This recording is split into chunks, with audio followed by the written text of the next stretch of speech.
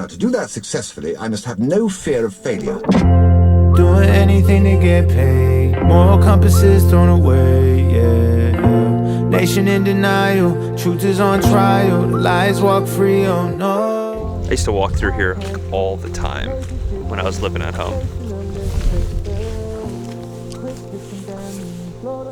It's beautiful at this time of year. Look at this. No one sees the crazy people I see. Girls go wild, is it just on TV? You know what's crazy? When I started YouTube, I made videos because they were fun. And if I remember correctly, the old YouTube was that way too. People weren't making the most optimized thumbnails. They weren't focusing on retention and sound effects and adding every last element to get their view time up. That way they can monetize their content and make a bunch of money. They were creating content because it was fun, because they enjoyed creating the content regardless of who watched it. And sometimes that meant getting very, very little views on your video. My first 100 videos, nobody watched, but I still had a bunch of fun. But that all stopped when I had to go to college. You see, there becomes a time in every creator's life where they're forced with the obligation of making money. And college brought that to life. How could I make money off my silly YouTube videos? I should go learn how to get a real job. The issue was creating was the only thing that truly gave me life. So when I stopped making YouTube videos in college, I got so depressed. Even though I was in a fraternity and was doing well in school, all I would do every day is just wake up and hit my dab pen and smoke weed all day. I would lay in bed and do nothing. At the time, I didn't know it, but it was because I stopped creating. I stopped doing the only thing in my life that seemed fun, because I had to focus on getting money and living a real life. The things that are told to you by your teachers, your parents, your friends' parents, everyone. And I get it, a lot of it's valid. They just want what's best for you. But how could they know what's best for you?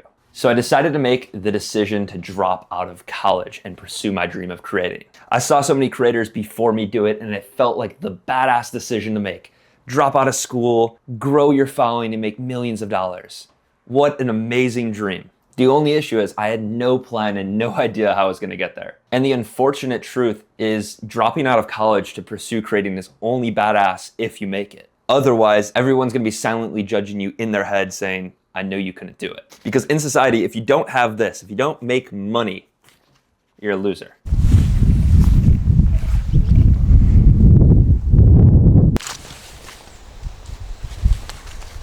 I used to walk through here like all the time when I was living at home. It's beautiful at this time of year. Look at this. Oh. The fall is the best season in Chicago. Like, look at this. And quite frankly, I don't know if it was because I was ahead of my time or just delusional enough to make creating work, but I did it. I dropped out of school and I had no plan whatsoever. I remember going down to the arts and crafts store and getting a whiteboard and writing down every single business idea I could possibly think of on the whiteboard and put it right here where my 100,000 subscriber plaque is currently at. And one by one, going through business idea, fail, fail, fail. But I kept coming back to creating. I kept coming back to wanting to use my skill with the camera and editing and posting videos on YouTube to making money. And I'm sure as a lot of you guys know, it's not an easy thing to do. My first time getting paid for real client work after dropping out of school, I remember I made $20. And the video I was editing was for a guy that was hotboxing his car and eating Popeye's biscuits. It was a challenge video where he would smoke weed and then eat a biscuit, and then they just had to keep going and see who could last the longest. And I vividly remember this because I was visiting my cousin in Minnesota at his college, and I decided to not go out with my family that night because I had client work. Now looking back, it seems so silly because I could have gone out.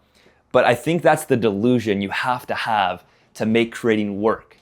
You have to be going all in, and even when no one else can see the vision, you have to. Generation numb by the noise, devoid of any real life joys, yeah.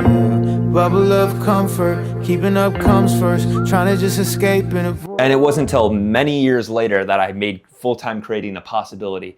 But I think that starting point was the first time that I could prove to myself that I could make money from creating content. I went on later to be shooting music videos and getting paid for that. I remember every single weekend I would drive into Chicago, into the city, and shoot music videos and stay at a studio session until 2 o'clock in the morning, be secondhand high, and leave with $100. It was a grind, but it taught me so much. And that time was one of the most challenging because not only was I doing a normal job, but then driving to the city multiple times throughout the week. When my friends' parents asked me what I was doing or my family members, I didn't really have an answer.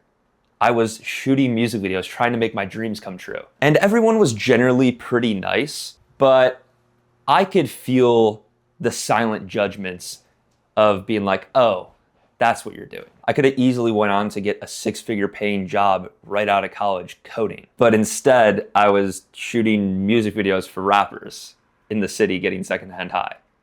I remember when I figured out that I had to stop this was when I was a block over from O Block in Chicago. And I was shooting behind the scenes for a music video, and the artist had an AK-47, no joke, an AK-47.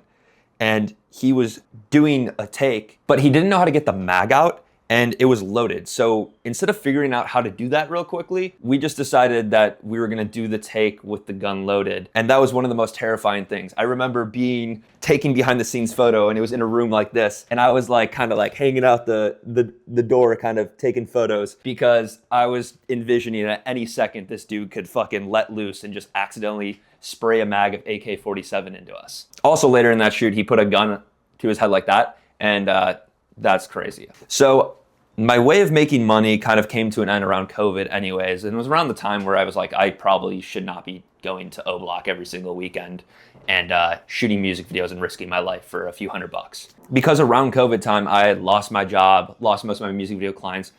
I leaned back into YouTube because it was fun, because I was bored and had nothing to do. At first, there was no real goal of making money, but after a few months, the reality kicked in. I no longer had a job. I dropped out of college. And if I didn't want to be working at McDonald's for the rest of my life, I had to do something. So I started educating people on what I knew how to do. When I started helping people, that's when my life changed. I was doing the fun stuff that I used to do, like vlogs, but then incorporating tutorial content in it. And from there, my life completely changed forever. Because from this very bedroom, I launched a YouTube channel, not knowing at the time, that grew on and got the 100,000 subscriber plaque. I've made well over $1 million in profit off YouTube and digital products, and my life changed forever. And I don't say any of that to brag, I just share that because in this very room, I started a 7-figure business, grew a following that people dream of, only because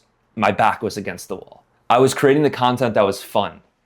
I was so bored that I didn't have a job. I didn't have a degree. All the gyms were closed. I practically couldn't do anything but going back to what I loved doing, creating content. And I let that get away from me. I was so focused on making money the realistic way. I didn't try to do it the only way that I actually enjoyed, creating content, helping people on YouTube, posting vlog content, making stuff, creating things that were in my head. Because you're told all throughout your life you have to go get a job, and you're raised in a way where you couldn't possibly do it for yourself, but oftentimes that's the most realistic way. If you're anything like me and you're super inspired to create content and you love doing it and you would do it for free, that's the thing you need to do for money. And I don't mean you have to sell out and do brand deals and work with companies that you don't want, but you need to start creating and thinking of a way, how can I create the content that I already love doing, and what can I do to monetize that? I personally use my editing skills in music videos and then turn them into editing assets that other music video editors could use. I was creating content that helped people and brought attention to them.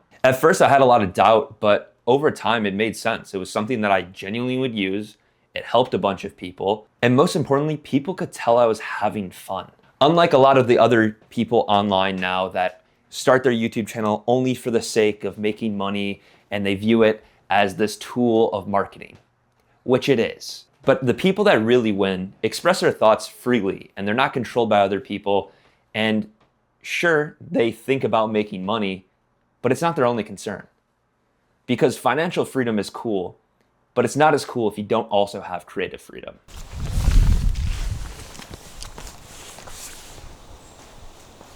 All right, let's see this thing at the tree. I still got it. Sniper aim right there. Boop, boop. Because from my bedroom, I created software that was used by tens of thousands of people. My Shake Sauce 2 sign is right here. I have the 100,000 subscriber plaque. And after all the accomplishments and accolades, the thing I still enjoy the most is what I'm currently doing right now. Creating content. It's so crazy because I just spent the last 3 months traveling all through Asia, Japan, Bali, Thailand, and the most inspired I've been in the last year is every single time I step foot back in this bedroom, because it reminds me that you can just turn on the camera and create the life of your dreams. You can create anything you want and upload it to a website like YouTube with no one controlling what you have to say. You could document your life, you could help people, you can build a software company, you can grow a large following. But most importantly, you can be you. You can have fun. You don't have to worry about the thumbnail or the click-through rate, all the things that I didn't even fucking know existed when I first started YouTube. And I'm getting back to that because that's where YouTube's really fun. And the times that I've seen, honestly, the most success in the videos performing well, but also just the most fun I've ever had is when I'm not caring about those little details as much. When I'm more focused on the actual video than the results of the video. Because at the end of the day, when I first started uploading to YouTube, I could have never imagined 170,000 subscribers or making a full-time income off YouTube. All I wanted to do was have fun and post videos. And that's what I'm doing. We need to make creating fun again.